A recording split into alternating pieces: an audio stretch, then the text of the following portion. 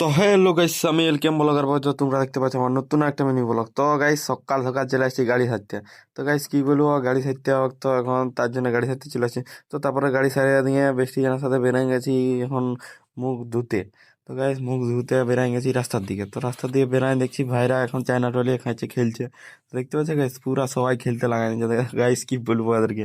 তো এরা পুরা খেলতে লাগাইছে। তো তারপরে গাইস চলে আসছি চাংলাকে কার্তিক পূজার মাল আনতে, মানে বাজার করতে কার্তিক পূজার। তো গাইস কার্তিক পূজার বাজার করতে চলে এসেছি। তো ভিডিওটা দিয়ে দেরি হয়েছে অনেক। তো এই জন্য দুঃখিত। আমার মানে সর্দি হয়ে গেছে, তো ওই জন্য ভয়েসটা ঠিকঠাক আসছে না গাইস। তো কি বলবো। তো তারপরে গাইস দুপুরবেলা চলে আসছে একটা ভাই আমার সাথে দেখা করতে।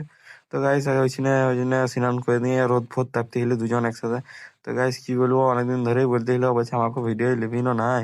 তো আমি তো ভিডিও কমেন্ট টমেন্ট করি। তো গাইস এই জন্য ব্লগটাকে শেষ করে দিয়েছি।